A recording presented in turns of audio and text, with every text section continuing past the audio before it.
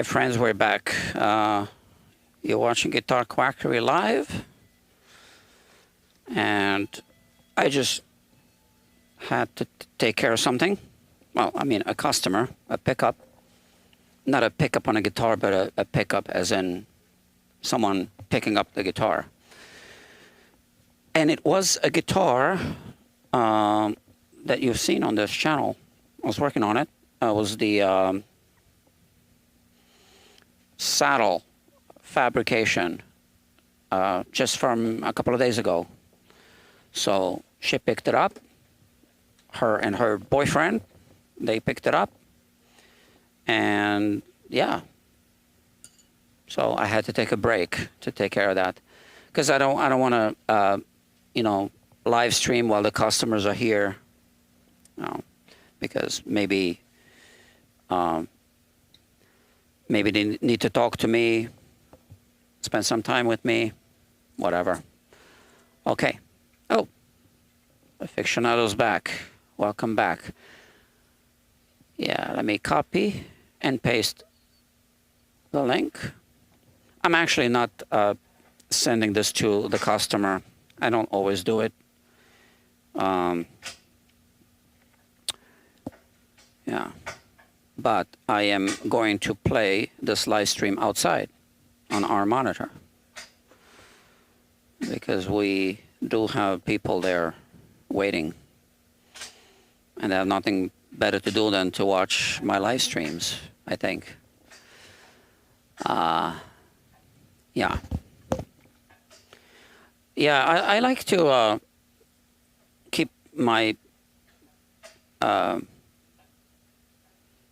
privacy. Yeah, it's not because of you. It's because once in a while somebody will be on YouTube, you know. Not everybody is like most of us. Yeah, I don't know. Okay, so we are recrowning. Here we are.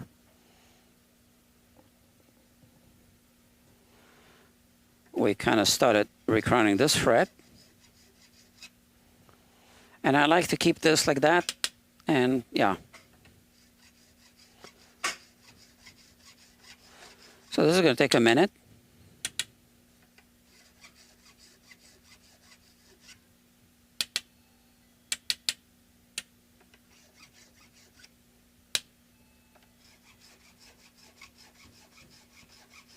And what I do is I use the light, and I kind of move, and I just kind of when I move my head, the reflection moves across the frets, and I can see what I'm doing without using the red marker always. Okay.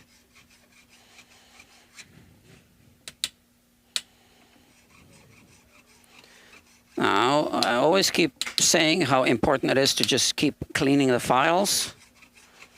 So this is why I keep tapping like this.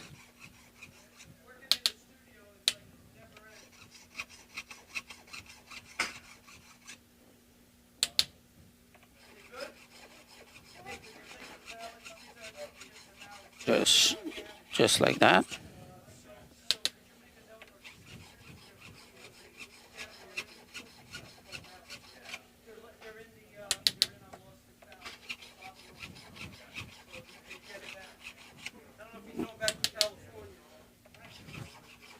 Now, this fret had a low spot here, kind of lower spot, and two high spots there, so keep that in mind. You know, it's a curved fingerboard, so I'm hitting it more in this area here, and then more here, and then kind of connecting the two.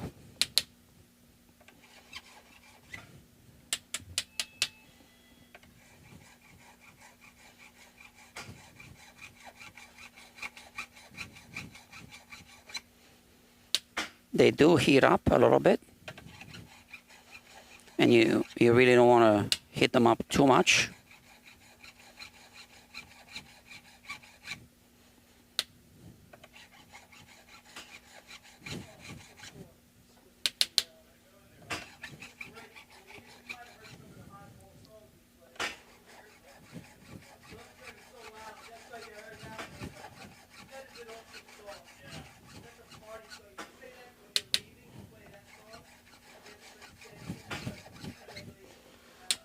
Okay.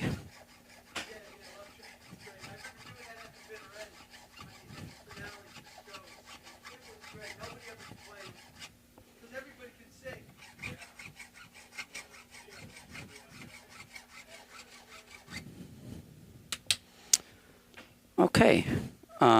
Now we're looking at the 11th fret. Remember that was the low one? So it had a high spot here and a high spot here. So we're hitting it here. I'm completely going to skip the middle part. And again, because it's a curved fret, now I can just hit it like this. You can probably see better from this angle, right? So I'm not even touching the middle. And this.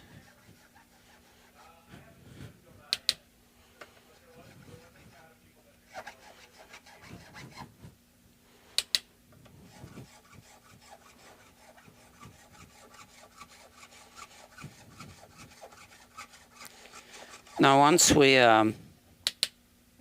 start crowning the fingerboard extension, it becomes a little trickier, right?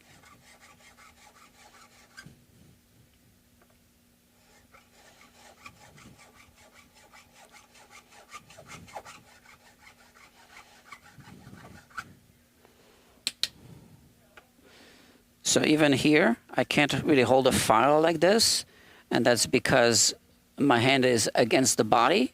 So I'm just going to hold it like that. That's the 13th fret.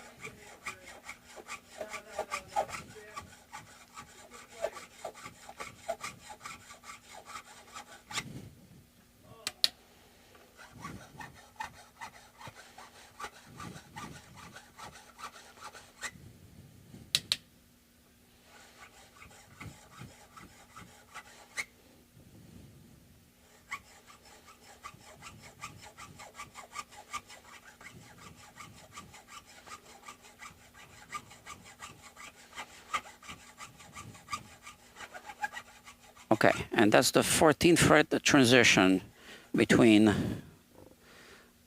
this part of the neck and the fingerboard extension, right?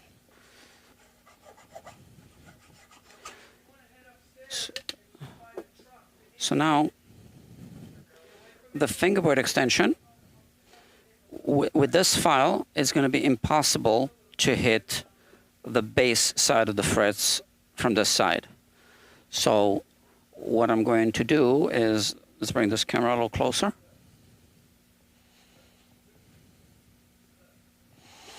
I am simply going to work on this half first. It's a little bit more than the half, right? Extending a little bit into the, like where the D string would be.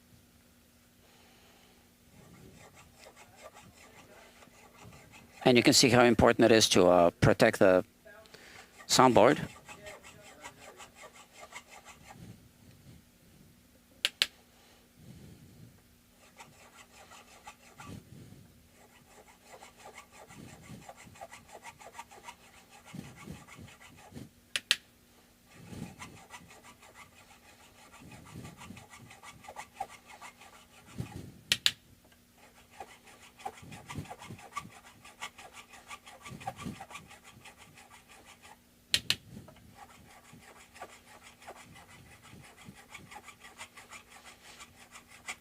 These frets obviously are mostly decorative, but we don't want to have high frets there either, because even if you don't play them, it's like if you double the distance, then when you play here, the string can hit against the fret, because that's where the amplitude is.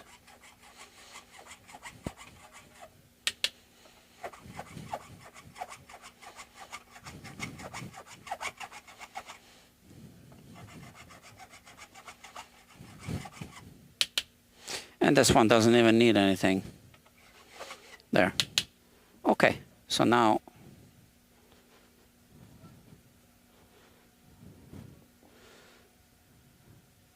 I got a few chatter marks here.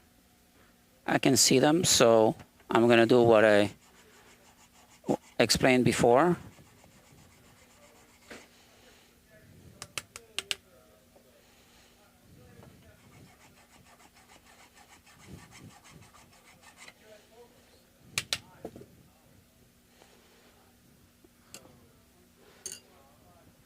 Okay, and now I want to turn the guitar around. And I think you know why.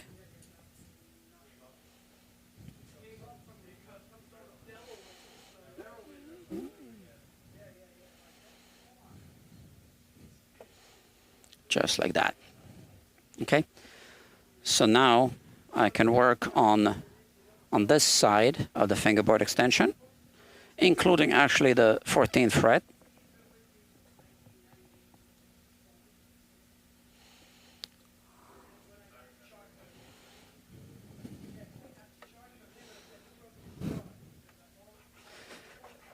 This one doesn't really need anything, any recrowning. Okay.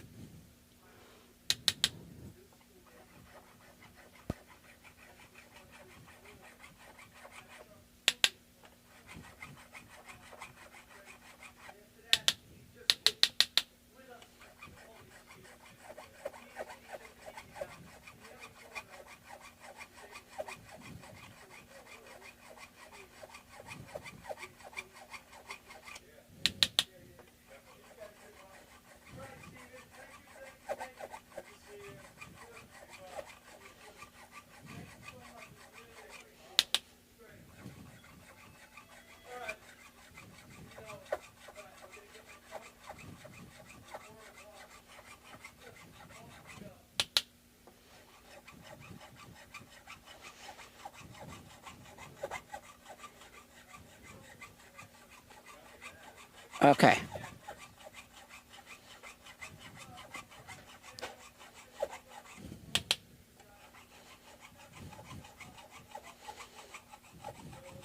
So again, I see a few chatter marks there.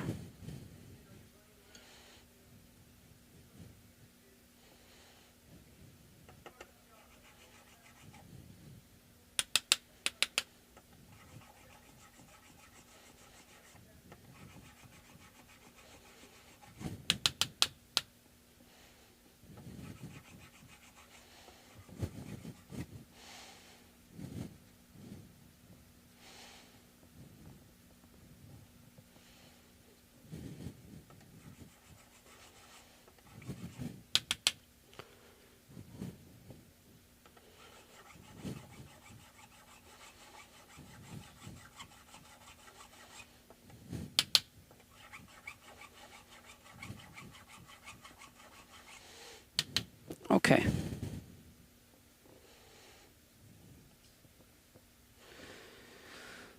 Now, what happens next? Well, I like to do fret ends a little bit. And I'll be using which file?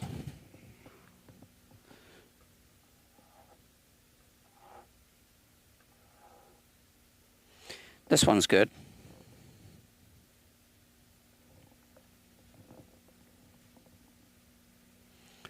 Now, since the guitar is already in this orientation, I'm just going to do these first. And the file I'll be using is going to be this one. It's the quarter round file. So they don't make them anymore, I think. StewMac used to sell them. So here I need to go several times back and forth.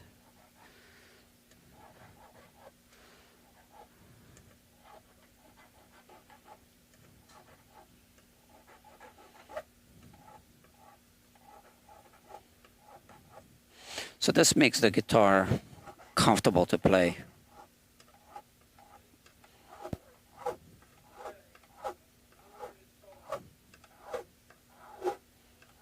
So as soon as we clear this area, we can now do this more freely because we're not hitting the guitar with a file.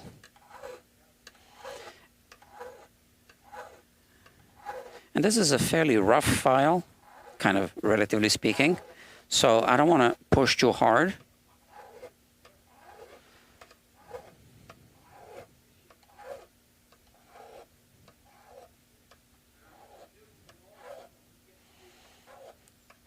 It does the job very quickly.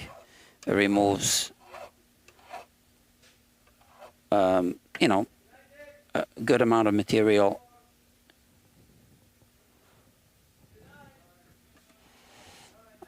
Sorry, I need to say goodnight to Bob. Good night. Bob Elliott is hands down the best person I've ever met in the music business. So he owns the studio. The studio is called Bob Elliott's Music Makers. And I'm not just saying that because we have a working relationship. It's the way I say. It's the same as once I get sponsors for the tools, I'm going to tell you still my unbiased opinions. So I've been working with Bob for a while now, and there were situations where he could have gotten mad at people. Never did. So everything's calm. So, you know, that says a lot. And he's a really good organizer. He cares about the studios, that the studios are well maintained. And again, I'm not part of that business. I just rent this space here. And this is obviously a great space to have a repair shop because it's in a music studio. But yeah, just wanted to say that. So today is Saturday. He was running, they call it a workshop. So people can sign up here. I'm talking about, you know, busy professionals, adult people who no longer have time to hang around with friends all day and play music, right? Because they got jobs and careers. But they are musicians at heart. So Bob runs these workshops. So people who sign up for the workshops, he finds a good match for each person and then puts them in groups. And then they rehearse together. And after 8 weeks of rehearsals, he puts them on stage at the bitter end. Now he's going to be at the Iridium, I heard. I think. I'm almost positive. Yeah, and some other, you know, well-established places in New York City where there's a stage where people want to play because those are the places that we've all heard of, right? So those are the workshops. So yeah, I have to say that this is a really great experience for people here. I hear a lot of feedback. You know, I've been hearing feedback for, you know, the few years that I've had the space here. Yeah. He opened this space, this studio, right after COVID. But he's been running this studio, the same studio under the same name, at a different location for 20 years prior, right? So it's a well-established operation. Okay. So I forgot what I did. I did that side. Now let's get back to this work. Yeah, I believe that I need to now work on this side, right? So I finished this side all the way to here, yeah. Okay. And I'm just doing it lightly, right? So now, again, here, because I can hit the guitar, I just need to do short strokes a few times.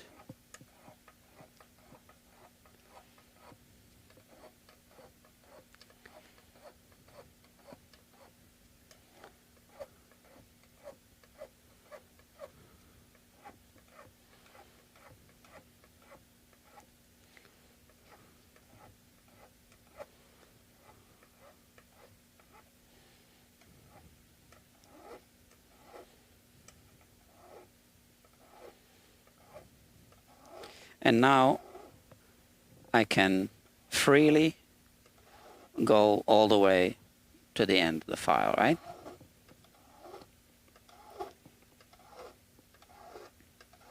You can really see how this is a fantastic file.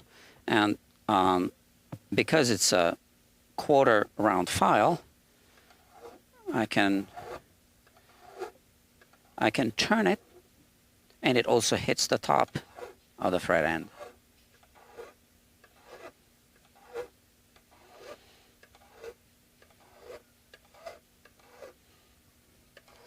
Now, I like to do this because it also gives me the opportunity to feel the fret end.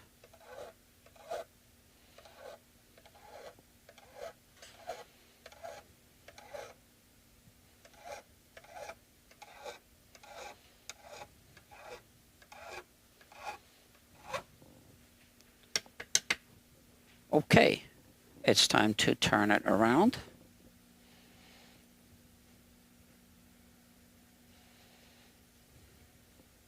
Every now and then I vacuum my carpet, obviously.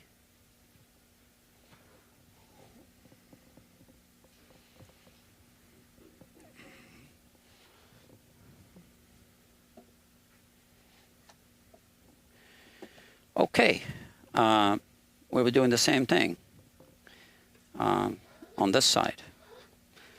The treble side is, well, both sides are important. But if there are any sharp frets on the treble side, you're more likely to feel them when you play.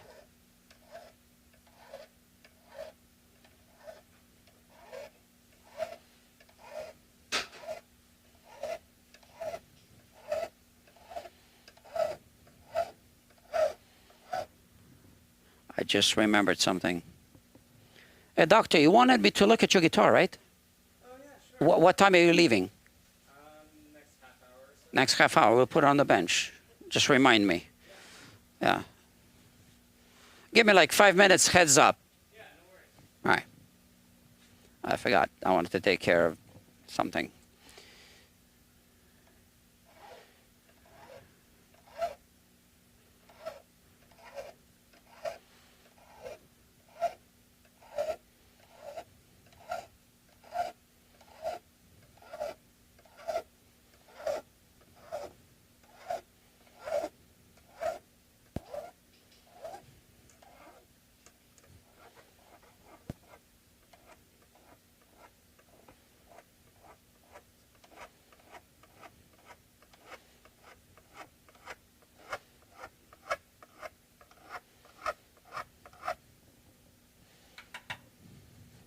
Today, I was doing a guitar giveaway.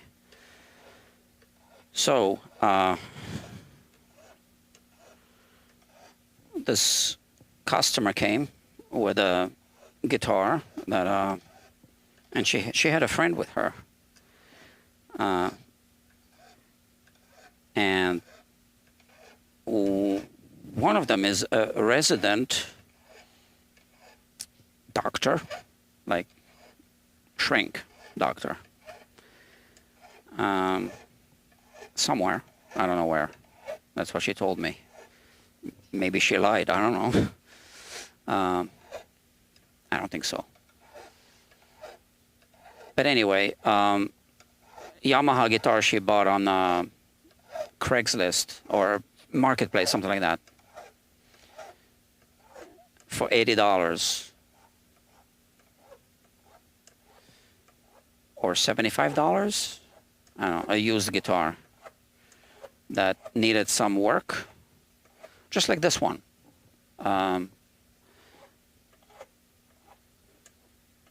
So interestingly, this guy, I gave him a good deal on the project, you know, on the fee. So, but I'm also cutting corners a little bit, right? Because I'm not doing this on the neck jig. And for her, I gave her a guitar.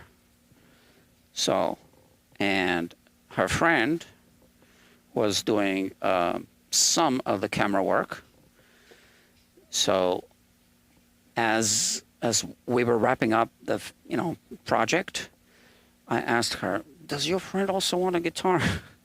Because I just want to get rid of guitars, and I bought a whole bunch of guitars for giveaway for YouTube giveaways, and it's more work than I had anticipated to do the whole production thing. So,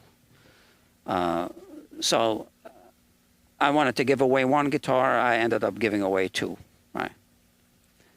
So that's what it is. Right. Now, there's red ink on the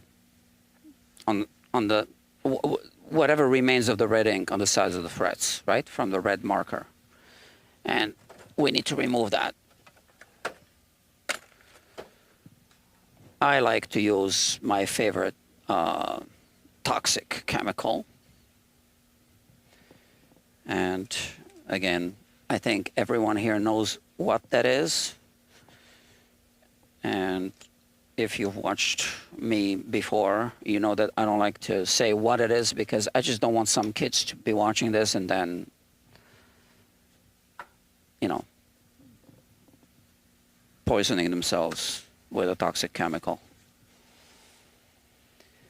But it is a chemical that's used in guitar shops. And I have a little bit of it right here.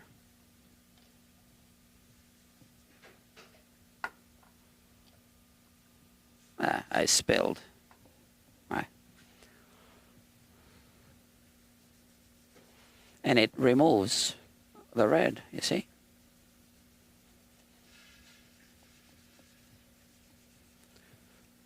My face is away from it because you shouldn't inhale it. And that's why I have a glove, because you shouldn't touch it.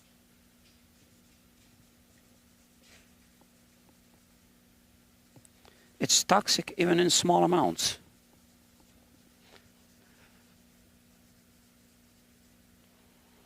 And yet a lot of people use it without protection, like I used to. And this is a well-ventilated area.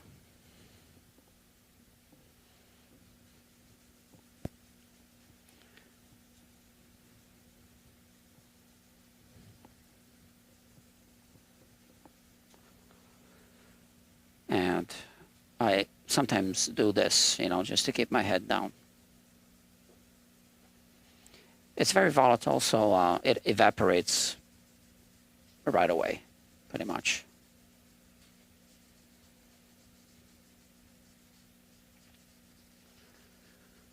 Okay, that's good. And I put this here.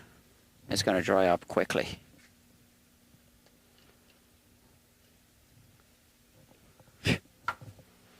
Let it dry up, okay?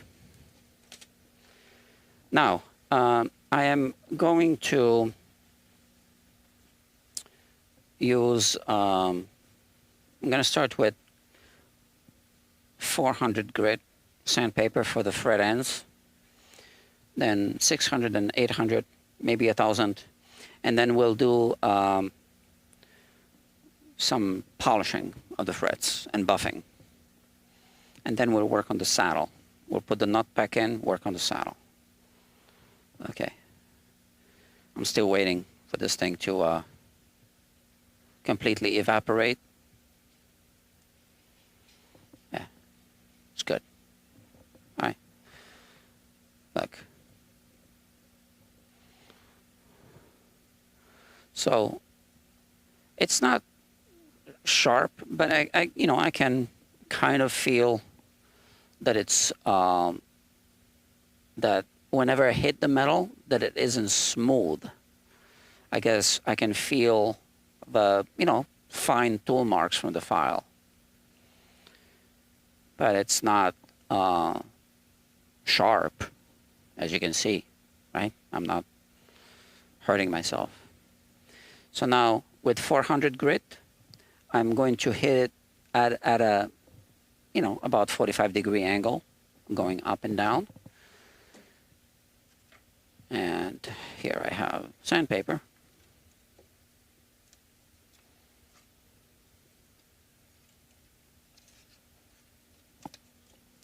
So I hold it like this, just like that.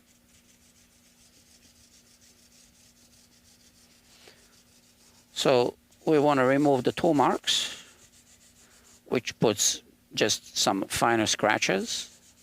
And then we want to remove the scratches by putting finer scratches, etc.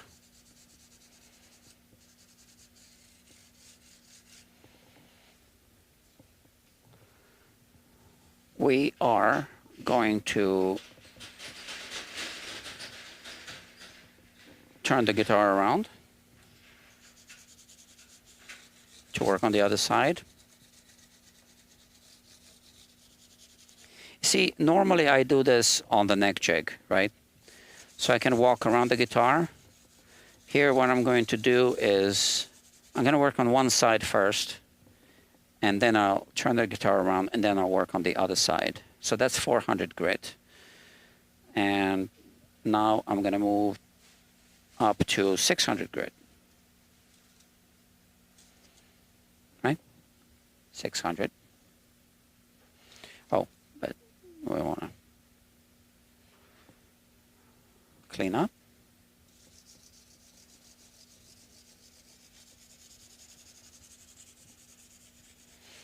And again, I'm holding it at an angle. So rounding off the, yeah, 600. Next is 800 grit.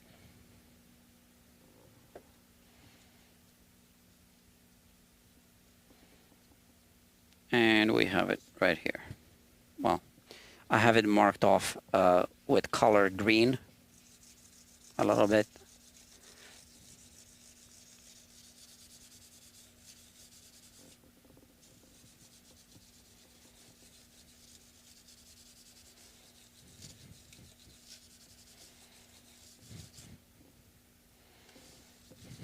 Okay. Now, if I really wanted to, I could hit it with 1000.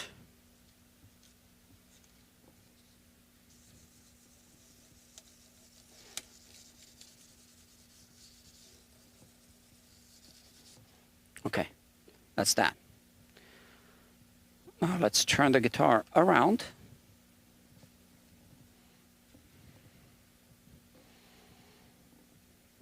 And work on this side.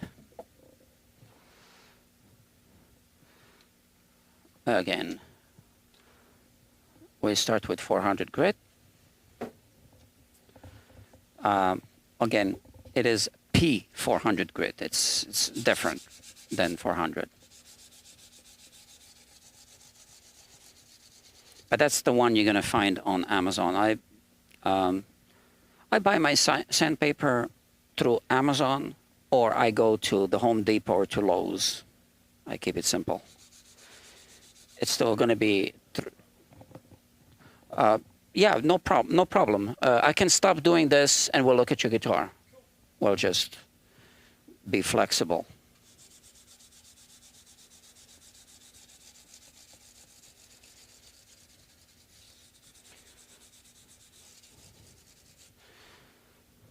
Okay, where's my thing? Here. So I'll do the fret ends, then I'll look at his guitar, and I can keep streaming.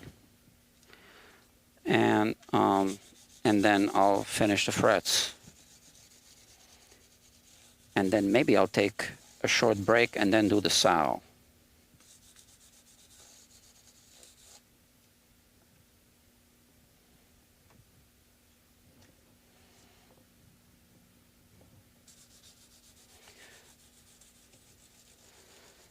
This is 800 grit.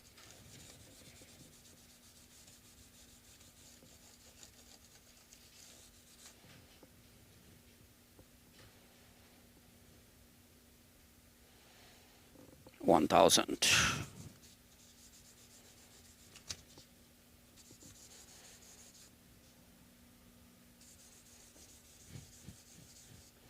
I think I can still see a little bit of red here.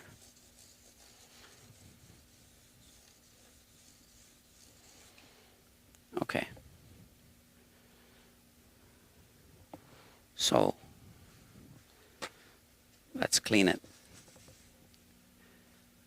I need a glove and toxic chemical again, right? I see the regulars are here.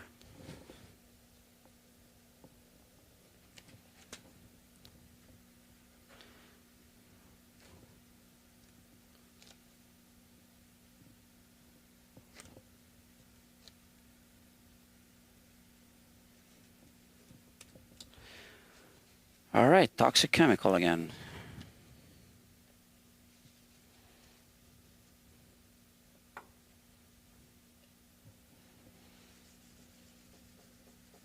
Yeah, definitely. A little bit of red.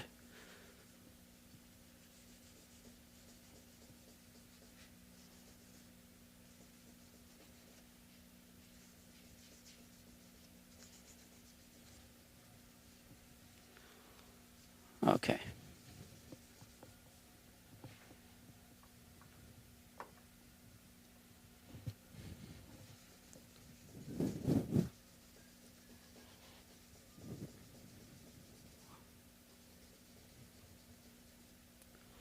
The toxic chemical is also good to clean the oils from the fingerboard. I see a little thing I need to scrape there that's been bothering me since the beginning, to be honest with you. So let's do that. Right here. I don't know what it is. A dried up booger, I think. Okay.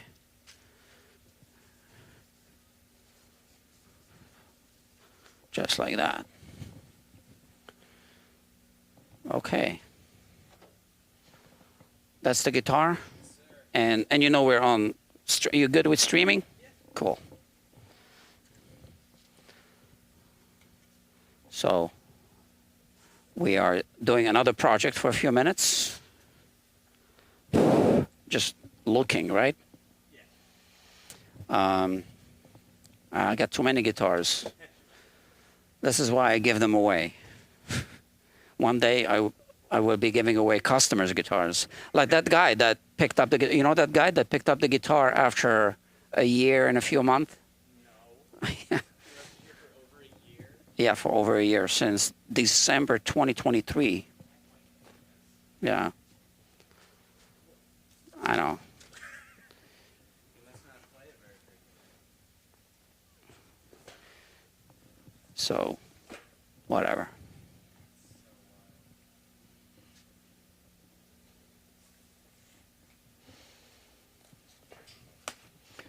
So the guitar was taking up space. I had to turn down jobs because of guitars like that. You should have a rule that if it's I have a rule. more than a year, you can sell it. No, I have a rule. It's less than a year, but I don't like to apply it. Yeah. Yeah. So, okay. And he's a doctor. A real doctor? Yeah, Not like me. a doctor. Let's see. Oh. So the guitar is what? A Gibson? Yes. Okay. A Les Paul Jr. And you were saying that it might have an overset neck, underset neck or something? Yeah, that's what it feels like, but I also might be totally off. Okay. Let's see.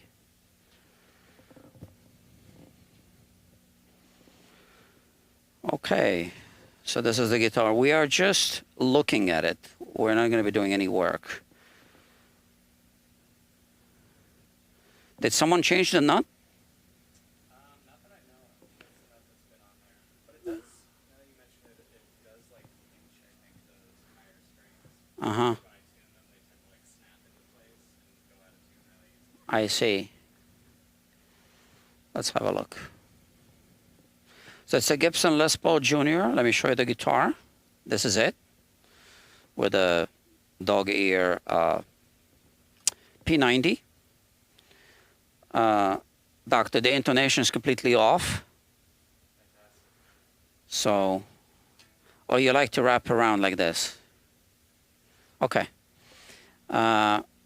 Let's have a look at this nut. So you say that you hear like a ping or something? Uh-huh. Yeah. On which strings? Almost every time I tune the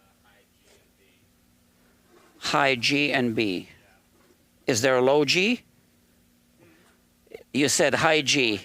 Not on this guitar. Okay. Okay, so you see here on the screen, so on the screen you see this super glue, something like that. Well, that's not the G string, but I think there's a little bit of a filler.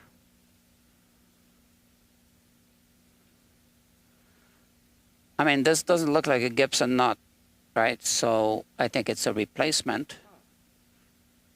I've never seen a Gibson nut like that. Maybe it is, I don't know. What year is the guitar? Like 91.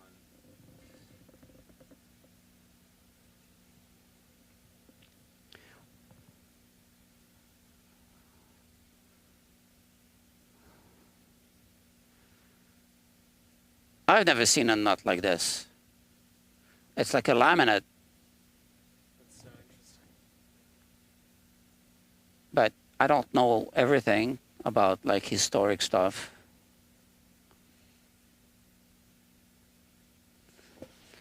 But you say the high G. Okay, is that the high G or is that just the regular G? Medium G. Medium G.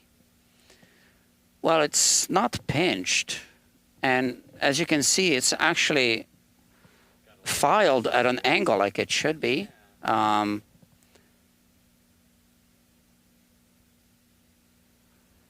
wonder if this is some kind of self-lubricating material, like something with graphite. Yeah. So you see there's like this black line here. In the middle. Yeah.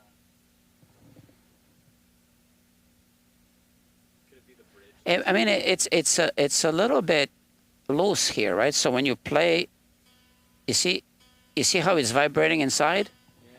So maybe that's why. Who set up the intonation here? I don't know. It's been years. So maybe that's why the intonation is completely off, because they weren't getting a good intonation. I mean, this is actually called a compensation, right? Right. The intonation is the result of the compensation, right? But as you can see, it's moving inside, vibrating inside of the nut. So that basically extends your scale length by this much. Or, you know, not by this much, but yeah. But I don't see that it's pinched. Maybe after the string sits for a while, it gets kind of caked in. Maybe, yeah. Could it be the bridge that's pinching it? No.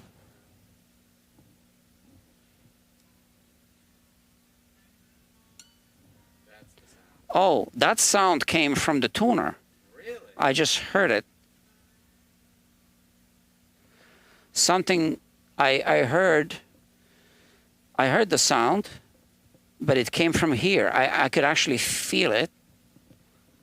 Something clicked. Yeah. So something's going on with these. There's no pinching happening here, right? So now you said that you think that you might have an underset neck, meaning that the neck is too much in this direction because you don't have enough space here. Yeah. You have space. Okay. So it is true that these necks are at an angle. In fact, something you probably never realized was this. This part of these guitars is actually not parallel to the rest of the body. So if you place this here, look at that. So since we are doing this live stream and we're educating people, it's a good opportunity. I have a special too. Mine has humbuckers, and I never play it. I think I'm going to sell it. So here. So this part of the guitar, if you place a straight edge, you can see the gap here. Or if you place a straight edge on the body, then you can see the gap here. Now, why is that? Well, that's simply because of this design. So this is very tall, and you need to put the neck at an angle like this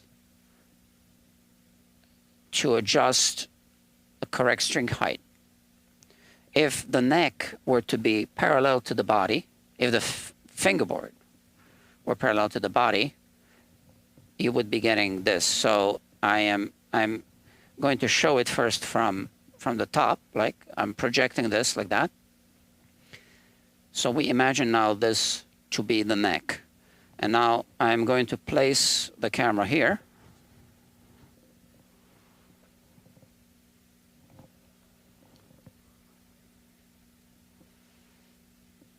All right, and let's focus. And okay, so because of the dog ear P90 thing, I kind of need to put it here. I can't go all the way against the neck. But let's look at this projection here.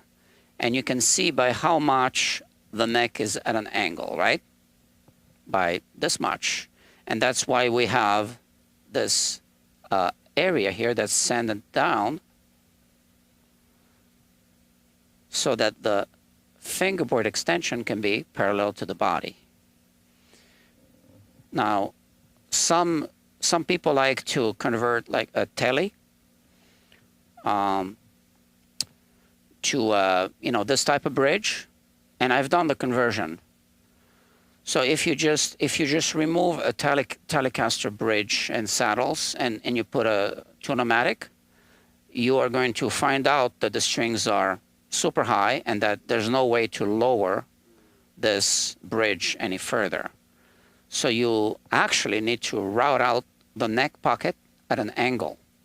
So a Telecaster has a removable neck, right? It's a bolt-on neck. So you need to remove the neck and route out the bottom of the neck pocket at this angle here that we just measured, that we just showed. So once again from the side.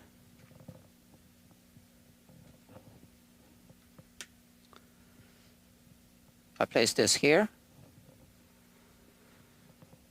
That's going to be more or less the angle that you need to route the bottom of the neck pocket on a telly if you want to install a Tune-o-matic bridge and a tailpiece, right?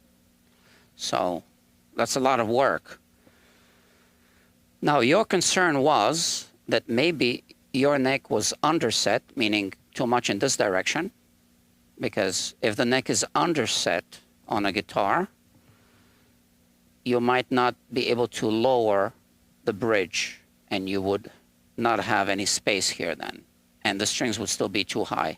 So I don't see that happening here. All right, so this is fine. But if you bring that guitar, what is that? The SG, right? We have that situation. So this just became a very interesting live stream. So carefully, right? Yes. You're gonna, you know what? Why don't we take one of the guitars away from here? Yeah, I don't care about this guitar. And I'll put your guitar over there. You can just hold on to this one. I feel that it's safer this way, right? Yeah. All right, so now let's show this guitar. So this is owned by the studio, Bob Elliott's Music Makers. And here we do have a situation.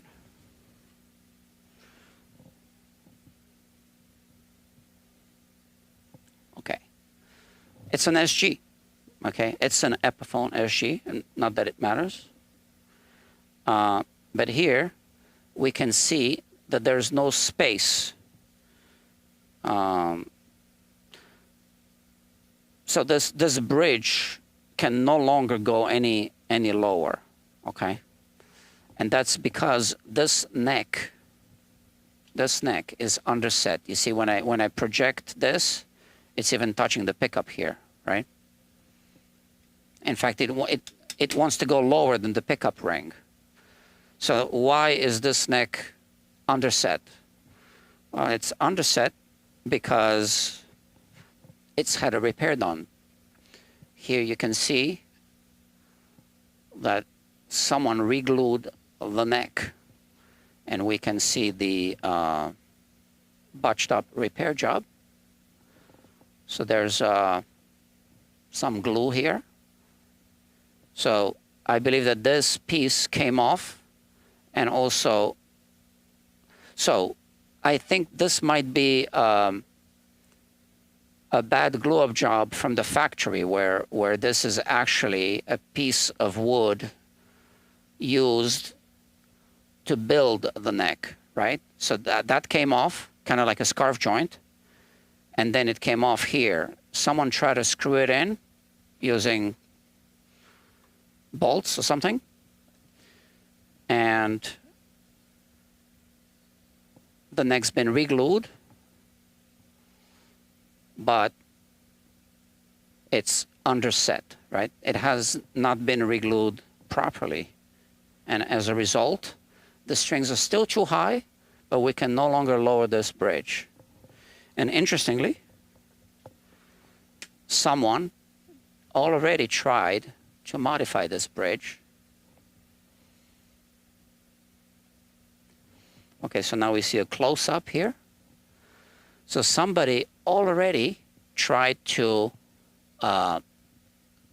modify this bridge. Oh, didn't try to modify, they did modify. They put it on a grinder or something. So I have here a automatic bridge, right? So you can see this lip, the height difference between the actual bottom and the bottom of this is smaller than it is here. And you can see here there was some grinding took place, right? And then this height should be this much. And this shouldn't be sticking out. So again, someone noticed that the strings were too high and that the bridge couldn't go any lower. So they attempted to fix it like this. So that's the story of this guitar, which precedes me. We're just doing forensics work here. So let's put this guitar back. A forensics investigation. So now I'll put your guitar back.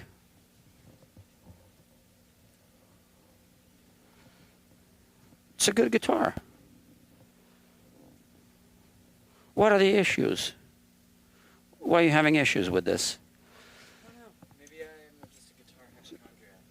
So the action is a little too high on the treble side. On the bass side, arguably, it would be where I like it, but I can see some people like it lower. So on the treble side, it's at 78. It should be at 60, 1,000th of an inch. On the bass side, it's at 80. And I like it like that personally, but some people would prefer like at 70. But you can't measure the action without having a good relief on the neck and without having a good knot height. Now, just by eyeballing your knot height, it's good. It's really low. So we just want to make sure your relief is good before we do any adjustments on the action. So the relief is the curvature of the neck, like bow and arrow, right?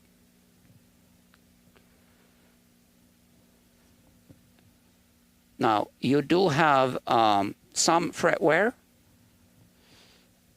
Oh, sorry. Hold on to this. Where's the fret rocker? Here. So before we measure our relief, we want to make sure that we don't have any uneven frets in this area. So this is the 8th fret here. Here, the 7th fret is a bit high. Hold on. Oh no, it wasn't. I was just using the short end of this. I was getting a false reading. Okay, it's fine.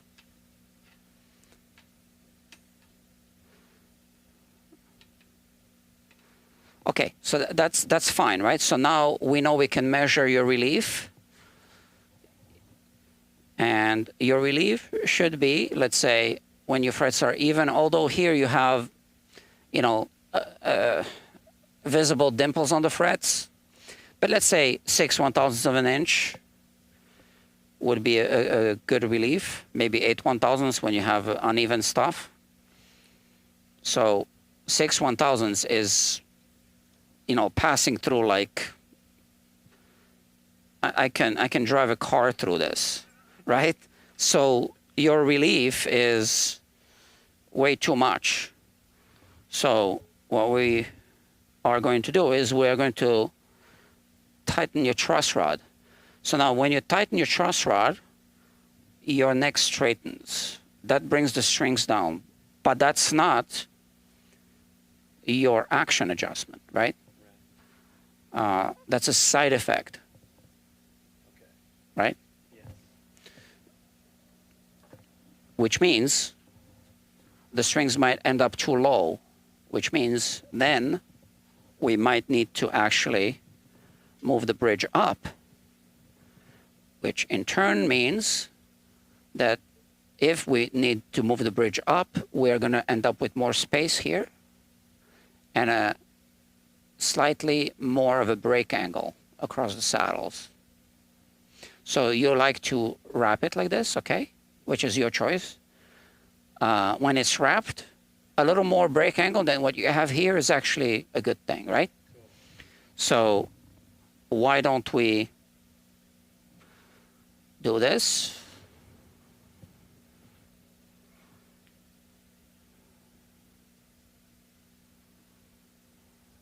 Now, this is not the level of setup that I would normally do because you have fret wear, right? As you know, anyone else but you would have to go for the full service. Hold on to this, doctor. I feel very special, doctor. Yeah. Okay, so we are making exceptions here. This is your truss rod adjustment, right? So we want to loosen it first a little bit to make sure that it wasn't too tight. And now we want to tighten it a little bit, loosen it a little bit. Okay, it's good. It moves well, okay? I don't even feel that it needs lubrication. Okay, right. So, and we want to push it all the way so that we don't start stripping. So this is a brass acorn nut that's there, right? So I want to make sure that it's pushed all the way, that we're not doing this. And attempting to turn it now, because as you can see, that's an acorn nut. So we would start stripping it like this, right? If we were just maybe like 1/3 or a quarter of the way there, right?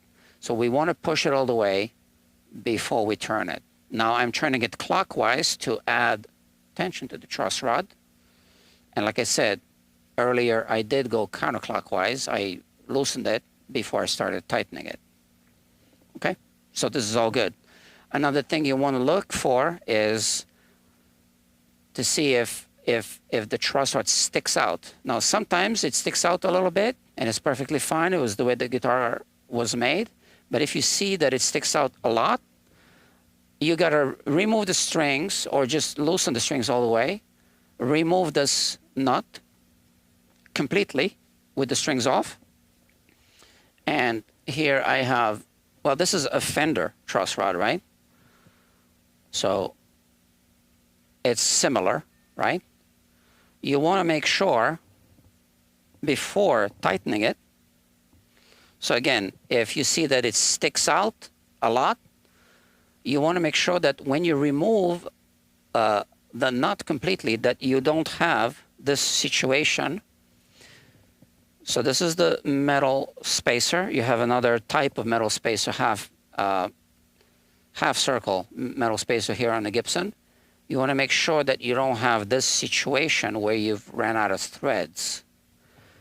Because sometimes what happens is the other end of the truss rod that's anchored in the wood actually gets pulled over the years because maybe you had some soft wood grain or something. Okay? But I'm not worried about your truss rod because it feels okay, right? So now that we've tightened this, now I want to go back to our relief measurement. And now I might want to put this camera here, the other camera here, right? And we'll measure again at the 8th fret.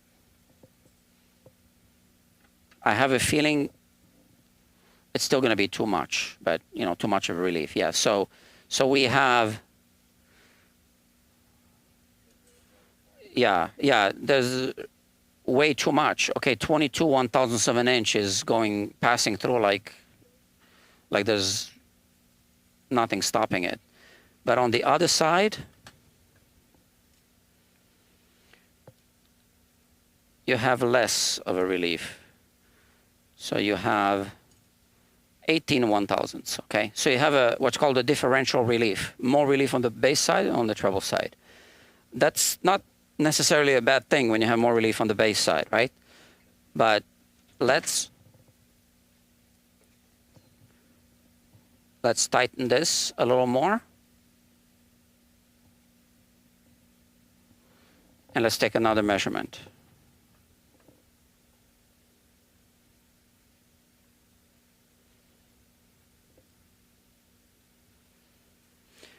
Okay, so now I feel that I've tightened it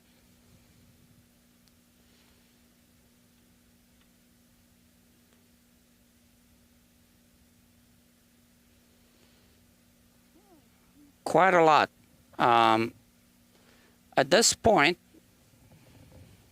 it wouldn't be a crazy thing to do an inspection like I explained before. I just tightened it a little more just to see what we get. So now we have 16 doesn't pass, 14 doesn't pass, 13 passes. 13 1/1000s, it should be 6, right? So that's more than double. So you have still a bowed neck. And the truss rod is starting to feel a little too tight for my comfort.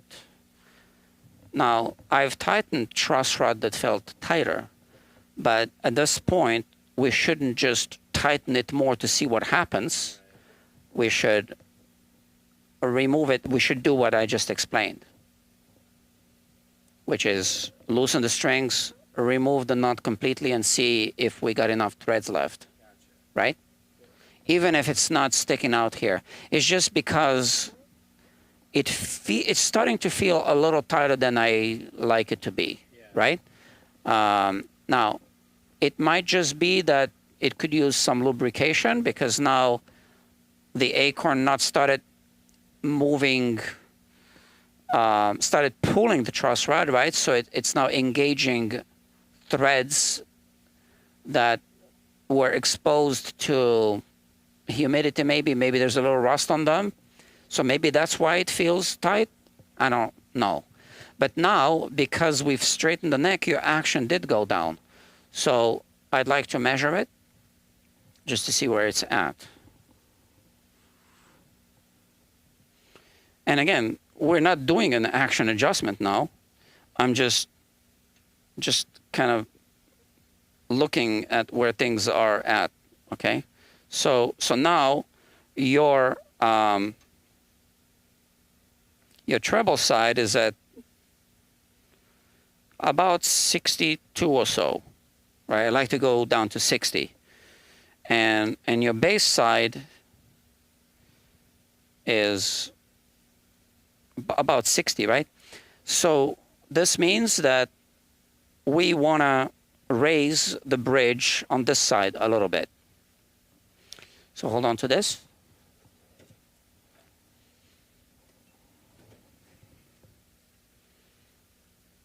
So we push, we turn it counterclockwise.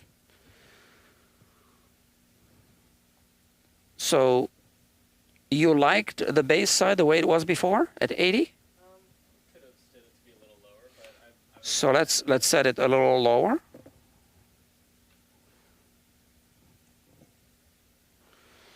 But now it's lower than it was. So the action is lower than it was, but the bridge is slightly higher than it was. I'll show you, right? And that's because we made an adjustment of the truss rod, which obviously brought the strings down. So now you see you have more space here. Less of this is sticking out. And by the way, this shouldn't be sticking out. I have a tool for this. We need to put the guitar on the bench another time. So I'd love to help you with this, but this is going to take time now, right? So when are you going to be restringing the guitar? can do it this week. So maybe we'll have it back on the bench this week. Yeah. Let's see. Maybe next Saturday?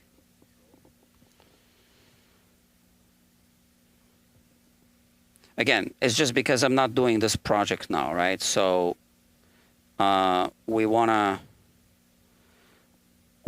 want to keep tightening the truss rod knot without making sure that we can, right?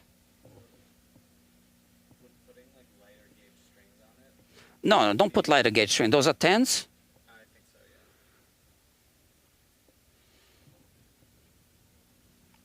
yeah. No, don't put lighter gauge strings. We want this guitar to work with 10 gauge strings, right? All right. So that's that.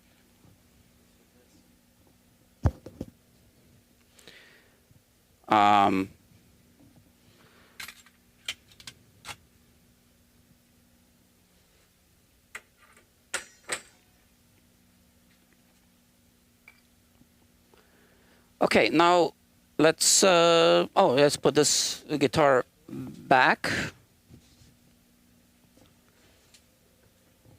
And let's continue with this thing, which is here.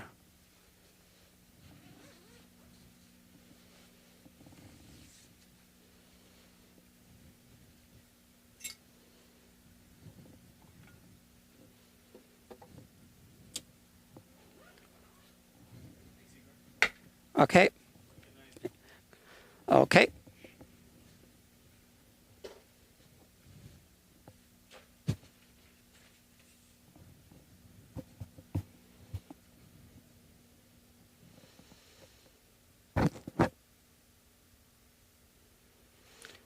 Okay, 6 people watching.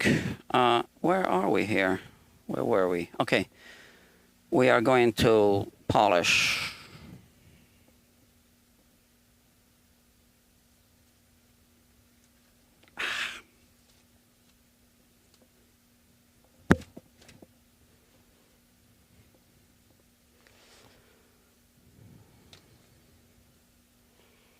Okay, so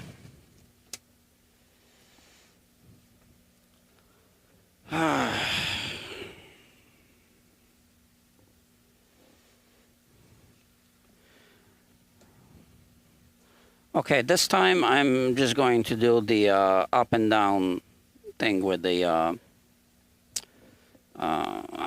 what do you call them? Micro mesh.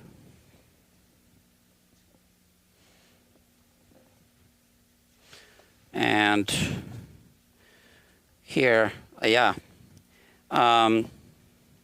we start with 1500.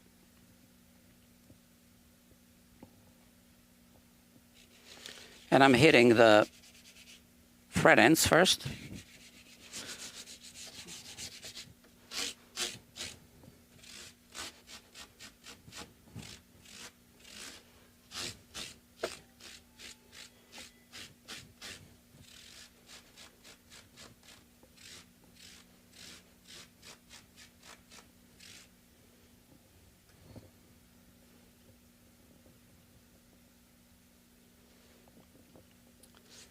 That's it.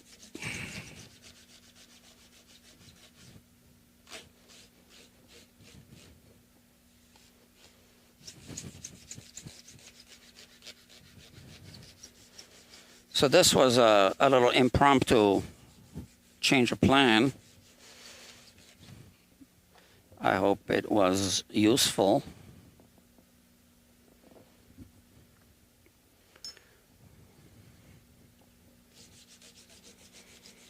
So we were talking about the the neck angle, right?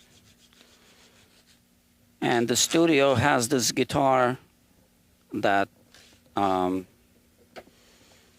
know, like I showed that Epiphone SG. Yeah, they've asked me to do a setup on that, and it's impossible to do a setup. I need to fix it. You need to remove the neck and then reglue it and all that, and no one's going to do that. The guitar is not worth, you know, the time that it would take to do that.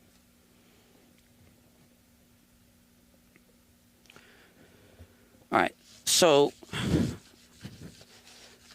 this is a 25.5-inch scale length, I think. We're going to check, which means I should be able to fit the Fender fret shield, which means I should be able to do the buffing job quicker.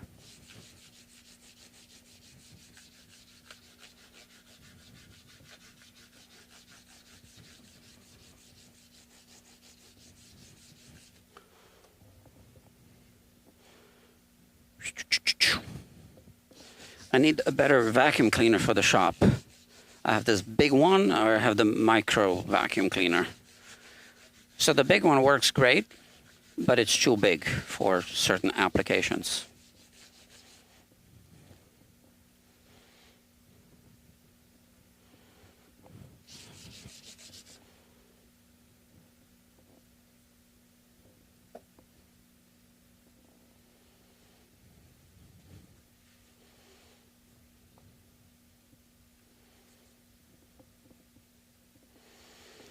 Well, let me look at the colors here. They got mixed up a little bit. What do you know? I think I flipped it around. So now I need to start from this grid.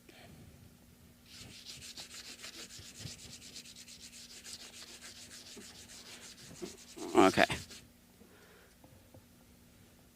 I made a mistake. I think I might have flipped the whole thing around.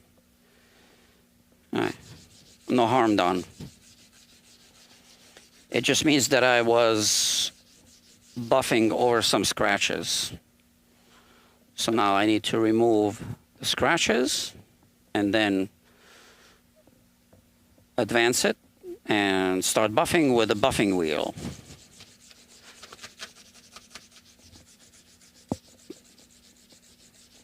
Yeah.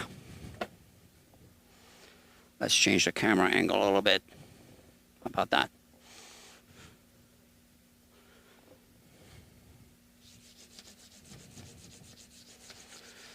So hopefully this helps you in some ways to do like a kind of like a budget kind of repair.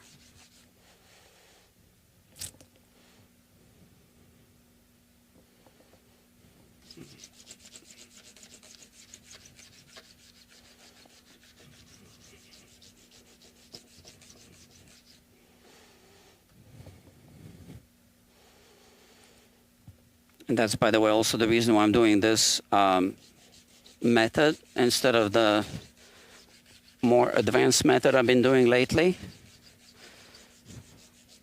Because this is more likely to be the method that somebody might be using at home. This is just easier to buy these. I'm not sure if I put a link to these. I'm going to have to check. I believe I forgot. So, as a reminder, I'm going to just put these here in front of the computer, and I will edit the description so you can buy these things on Amazon if you wish. Okay, so it's a 25.5-inch scale length, which means maybe I can use the fret shield if it's exact, okay? Here we go, the moment of truth. And yeah, it's not 100% exact. It seems to be slightly longer than 25.5 inches, but these cutouts are for jumbo frets, and these frets are narrow or medium, I don't know. So it lines up against this part here and the other way around again, this part here. So, but I can still do it. It does expose all the frets. And next thing I will do is the buffing.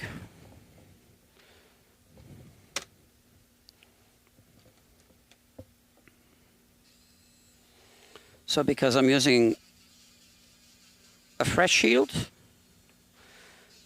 I can just keep the machine running. I don't need to turn it off between the frets, which means this will be done quickly.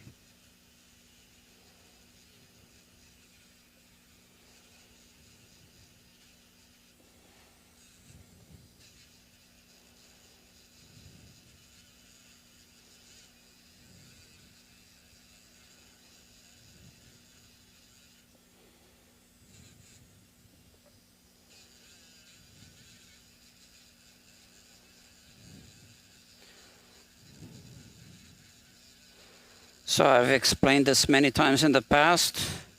That all right, some people might be watching this for the first time on this channel. So you need to keep moving this back and forth so that you don't heat up the fret.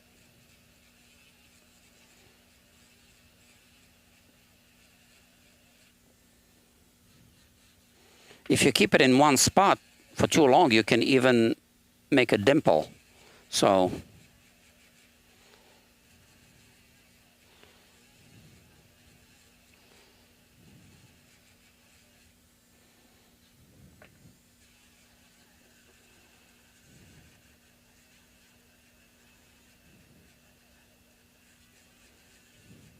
the thing is with fretwork, when it kind of looks like it's halfway down the fingerboard, it actually isn't, because the frets here are closer together.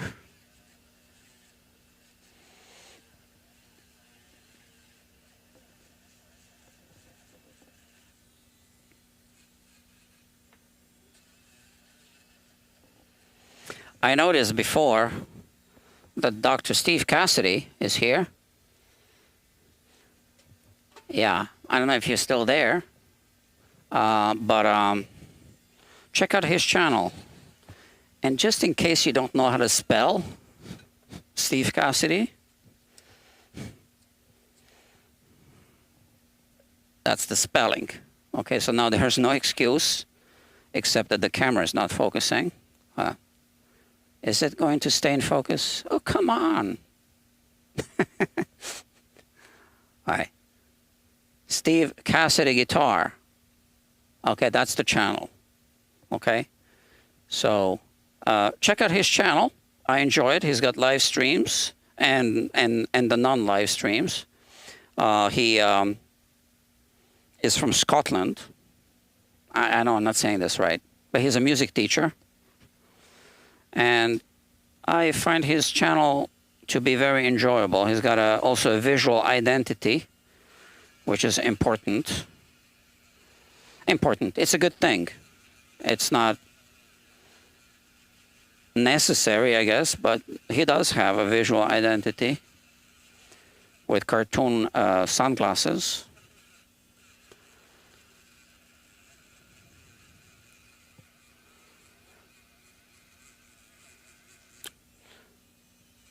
It was supposed to be a disguise, so, but people still recognize him.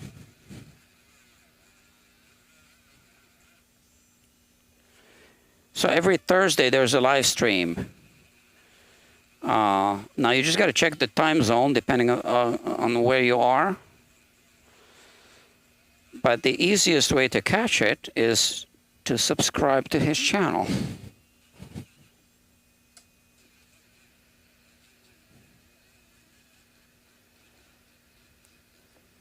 And hit the bell icon, right?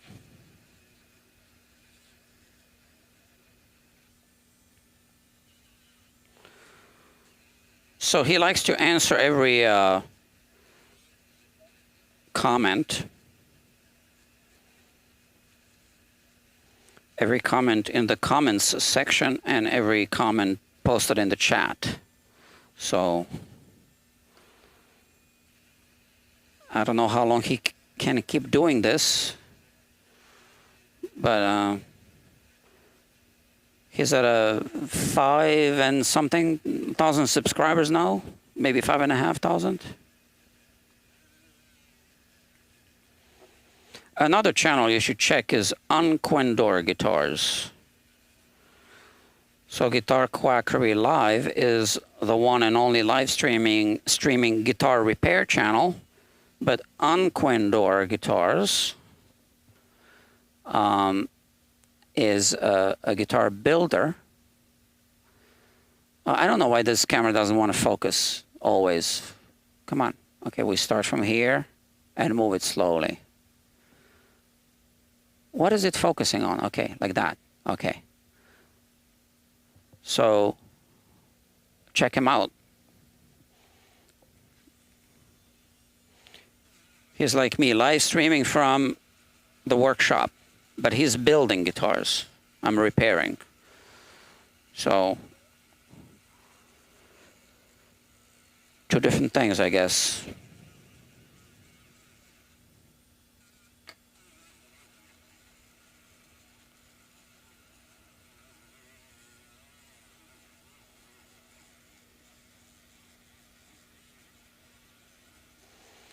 And you know, the main channel, Guitar Quackery, is a scientific guitar channel. There's another scientific guitar channel, The Science of Loud. And I enjoy his content.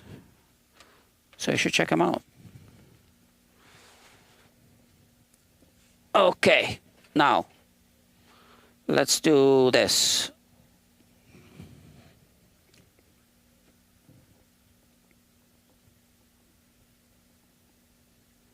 So I'm removing the buffing compound from the frets, and I'm also buffing as I'm removing it, right?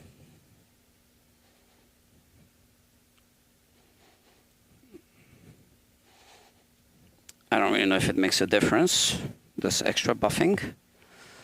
But the extra buffing that I'm about to do does make a difference. And I'm about to do it now. Where's my little palette? Oh, here it is.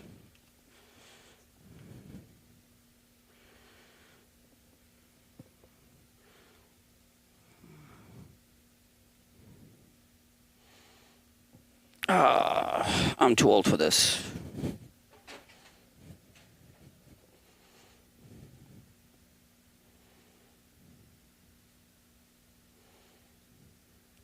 So if you want to do really good fretwork, taping off the fretboard will always work best. Okay. Yeah, from my experience.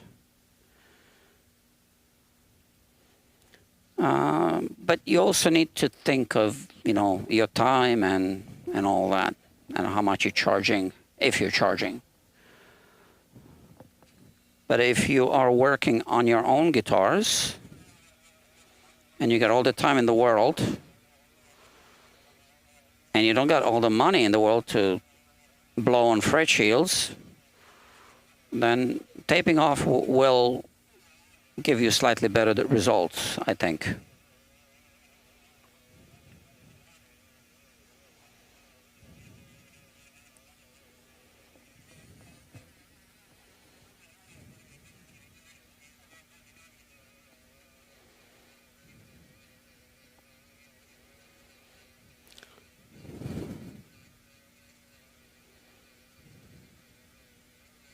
I didn't quite like the fret shield when it first came out,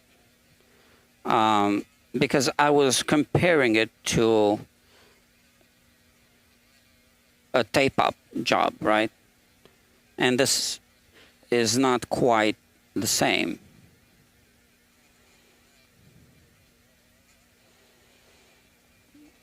But it's got its uses, very useful tool. I recommend it. And I forgot to put a link in the description, so I'm gonna put a link to this.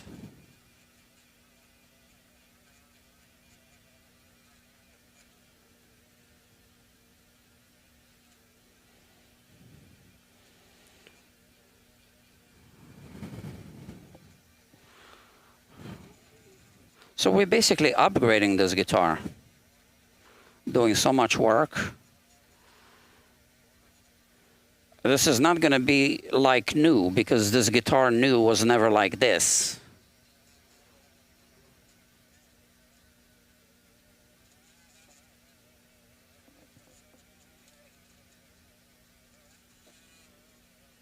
It's going to be like another guitar.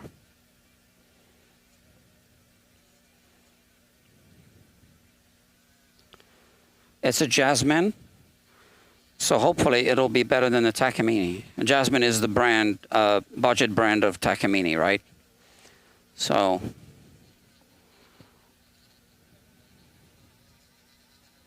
we'll see.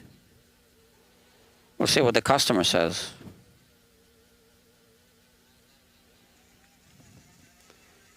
If he ever picks it up. Yeah, I made a mistake this time with this job. I didn't take the full payment in advance. I usually do that when the work that I'm about to do is going to cost more than the value of the guitar. But I was really distracted that day. I mean, I had a million other things on my mind. And I simply forgot. I think I forgot. Yeah. And then I remembered when the customer left. And I just thought, well, no, it's too late to call him. It wouldn't look good to call him and say, hey, come back, you know, I forgot to charge you in advance. Okay.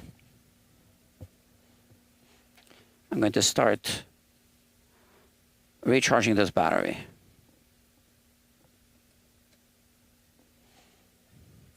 Now, toxic chemical again. Oh, here it is, and I forgot to close it all the way. Okay, nothing happened. We're still alive.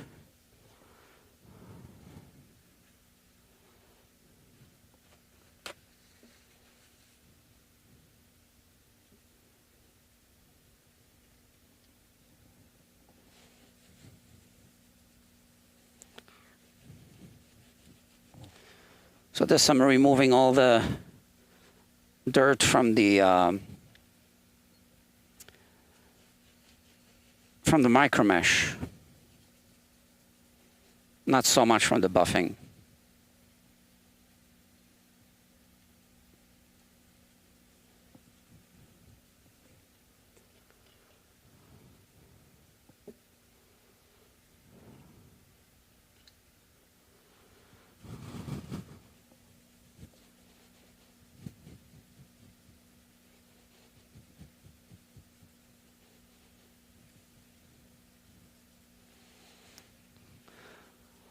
Yeah, so I do work on guitars that are not very valuable. Yeah,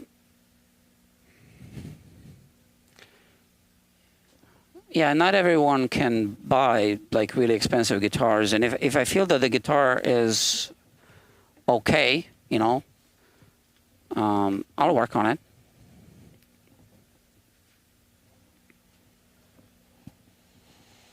But often, people end up paying more than they paid for the guitar. So that's when we start talking about we're really upgrading your guitar. Because obviously a Jasmine guitar out of the factory, like this one, is going to have uneven frets. So it's not going to have highly polished frets like this. It's not going to have... So this one had a pretty well cut nut, but you know, most of the times maybe not.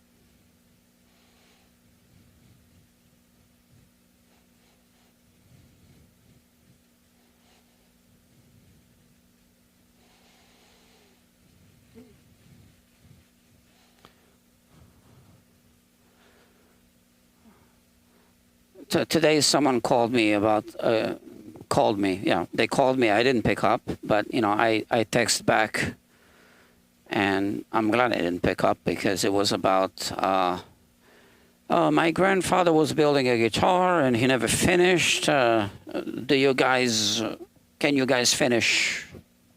However he phrased it.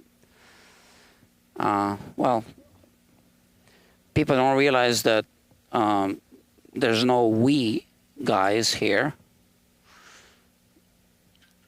Unless Dr. Williams is here. She was here a couple of days ago. And I made something for her. So I don't know if you're following the... so I made this for her. Dr. Williams is reconstructing a guitar that's also not very valuable. And she's doing it here. Let's see how it all comes out when she's done. Okay, so yeah, so I oiled the fingerboard. I used coconut oil. I didn't tell you this, but I always say it. The coconut oil is just this, right? And it's kept in the fridge so that I can put a very small amount of it. You know, it's like hard butter, okay? But it's an oil. And it doesn't have any, so you shouldn't put like olive oil on the guitar, nothing like that. So coconut oil is great.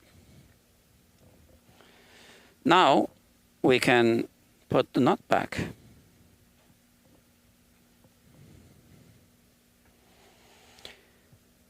It's a tight fit, we know. I remember from a couple of hours ago when I was removing it. We are going to put some glue just here and here, not on the bottom, I guess. It's better. And we're going to fit it in, and we're going to just clean up the squeeze out and push it in all the way. The glue that I'll be using is just going to be Tide Bond, good old Tide Bond. I could use fish glue, but it's in the fridge. And it really doesn't make a difference.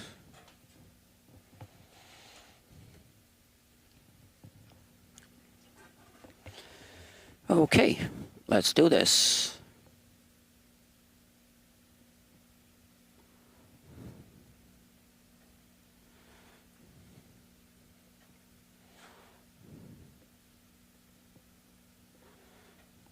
Just a little bit here and here. I don't want to have too much squeeze out, so I'm just spreading it.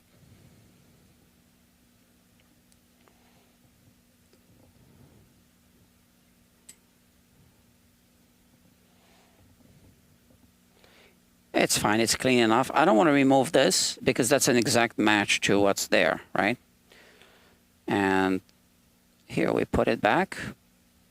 It's a tight fit. Again, we want to make sure it fits on the side, that it's flush.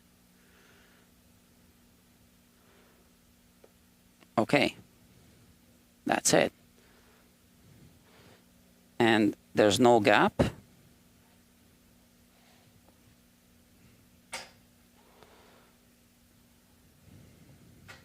Okay, so that's Tide Bond. Got to clean the tip. And next, we need to work on the saddle. I'm going to use a prefabricated saddle. We do need to make sure that it's the same radius as the fingerboard radius.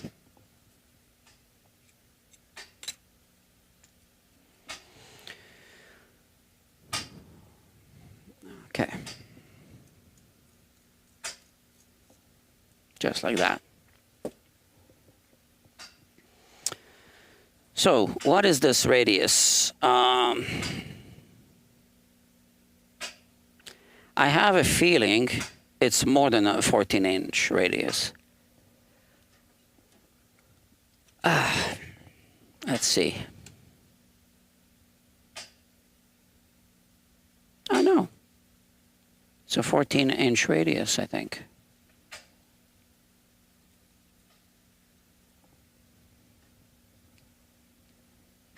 So that's a 14-inch radius gauge. First, I'm measuring the fingerboard itself. Okay. Now, the frets might be a little bit uneven in terms of radius, I guess.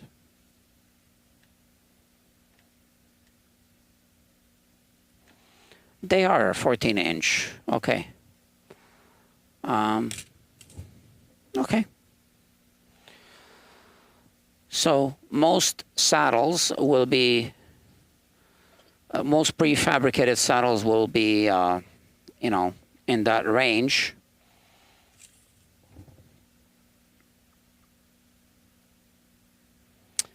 This one isn't. This is more like a 12-inch radius, this saddle.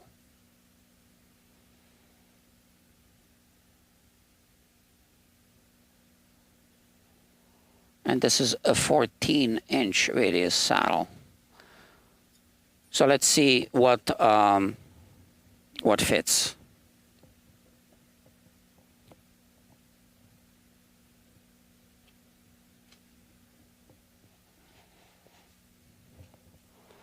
So I think I've been streaming for 1 hour and 40 minutes on this one. This is part 2. I think maybe I just look at this take a short break, and then continue. Okay. So this one is too short. Not short in this direction, but as in how tall it is. Let's see. That's a 14-inch radius saddle. It's a little bit loose. This one is even looser. Sorry. This one is better.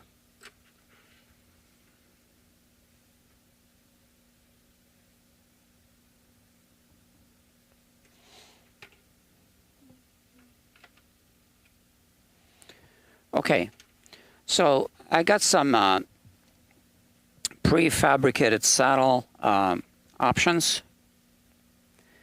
Yeah, some of them are still in the package. I'm gonna take a short break. I think maybe a 10 to 15 minute break. I also need to just diffuse a little bit. And then we'll continue. So, friends, only 4 of you left. At its peak, this live stream had 9 viewers for a split second. Okay. Also, if you are following this channel, there's a Martin, what is it, 0017.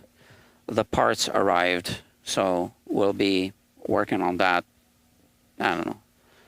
What's tomorrow? Tomorrow's Sunday. I'm not. Yeah, I don't know. Next week, obviously. Today's Saturday. All right. So, my friends, I'm going to take a 10 to 15 minute break, mental break and all, and then I'll see you later. Thank you. Bye.